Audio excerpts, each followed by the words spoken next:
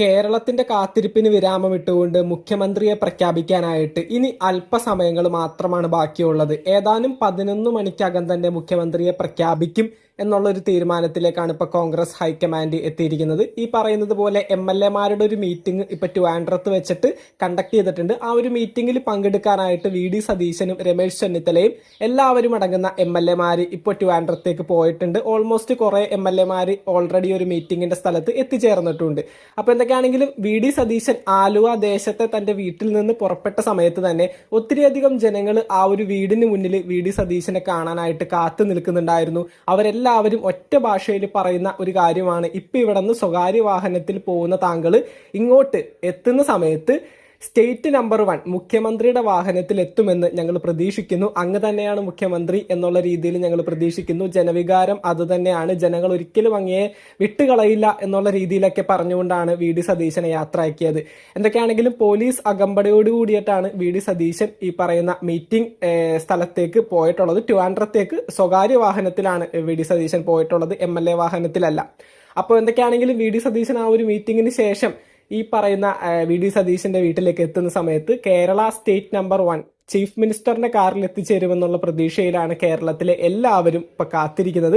ഈ പറയുന്നത് പോലെ ഇന്നലെ തൊട്ട് കിട്ടുന്ന ചില ഇൻഫർമേഷൻസിന്റെ ഭാഗമായിട്ട് VD സതീശന്റെ പേരിലേക്കാണ് രാഹുൽ ഗാന്ധിയും മല്ലികാർജുന ഖാർഗെയും എത്തിച്ചേർന്നിരിക്കുന്നത് എന്നൊരു കാര്യം തന്നെയാണ് ഇപ്പോഴും അറിയാനായിട്ട് സാധിക്കുന്നത്. ഈ ഒരു വാർത്ത ജനങ്ങൾക്ക് ഒരുപാട് പ്രതീക്ഷ കൊടുക്കുന്നതാണ്.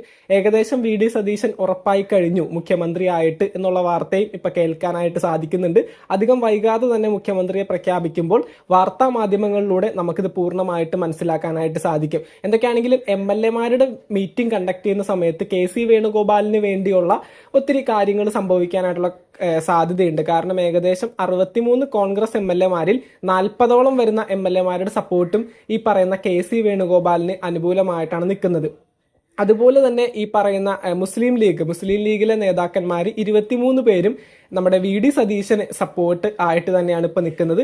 അതുപോലെ കേരള കോൺഗ്രസിലെ MLA-മാരും VD സതീശന് സപ്പോർട്ടായിട്ട് നിൽക്കുന്നതായിരിക്കും. അപ്പൊ എന്തൊക്കെയാണെങ്കിലും VD സതീശന്റെ ഭാഗത്ത് നിന്ന് ഒത്തിരി ഈ പറയുന്നത് പോലെ വാഗ്ദാനങ്ങൾ അവർക്ക് ഇലക്ഷന്റെ സമയത്ത് കൊടുത്തിട്ടുണ്ടായിരുന്നു. മന്ത്രിസ്ഥാനം ഇന്നത് കൊടുക്കാം എന്നുള്ള രീതിയിലൊക്കെ. അപ്പൊ എന്തൊക്കെയാണെങ്കിലും ജനങ്ങൾക്കും ഒരുപാട് വാഗ്ദാനങ്ങൾ കൊടുത്തിട്ടുണ്ടായിരുന്നു. അപ്പോൾ എന്തൊക്കെയാണെങ്കിലും കേരളത്തിലെ ജനവികാരം ജയിക്കുമോ അതോ ജനങ്ങൾ വോട്ട് ചെയ്ത് സപ്പോർട്ട് ചെയ്ത് നിയമസഭയിലേക്ക് അഴച്ച ഈ പറയുന്ന MLA-മാരുടെ സ്വാർത്ഥ താല്പര്യങ്ങൾ ജയിക്കുമോ എന്നുള്ള കാര്യം കുറച്ച് സമയങ്ങൾക്കുള്ളിൽ തന്നെ നമുക്ക് അറിയാനായിട്ട് സാധിക്കും. അപ്പോൾ ഒരുപാട് പേര് ചോദിക്കും രമേശ് ചെന്നിത്തലയുടെ പേര് എന്തുകൊണ്ടാണ് പറയാത്തതെന്ന്. രമേശ് ചെന്നിത്തലയുടെ സാധ്യത എന്ന് പറയുന്നത് KC വേണുഗോപാലിനും VD സതീശനും ഈ ഒരു സ്ഥാനം കിട്ടിയില്ലെങ്കിൽ മാത്രമാണ് അടുത്തൊരു സാധ്യത എന്നുള്ള രീതിയിൽ രമേശ് ചെന്നിത്തലയുടെ പേരിലേക്ക് പോകുന്നത്. എന്തൊക്കെയാണെങ്കിലും കോൺഗ്രസിന്റെ അധ്യക്ഷൻ ഈ ഒരു മുഖ്യമന്ത്രിയുടെ പേര് കൺസീൽഡ് ആയിട്ടുള്ള പേപ്പറിൽ ഇപ്പൊ എഴുതിക്കൊണ്ട് വരുന്നുണ്ട്. ഡൽഹിയിൽ നിന്ന് അദ്ദേഹം കേരളത്തിൽ എത്തുന്നതായിരിക്കും, ഇവിടെ വന്ന് അത് പ്രഖ്യാപിക്കുന്നതായിരിക്കും. ഇന്നലെ രാഹുൽ ഗാന്ധിയും മല്ലികാർജുന ഖാർഗെയും തമ്മിൽ മീറ്റിംഗ് കൂടിയതിനു ശേഷം ഏകദേശം 40 മിനിറ്റോളം നീണ്ടു നിന്നൊരു മീറ്റിംഗ് ആയിരുന്നു. ആ ഒരു മീറ്റിംഗിന് ശേഷം മുഖ്യമന്ത്രിയുടെ പേര് അവർ ഉറപ്പിച്ചിട്ടുണ്ട്.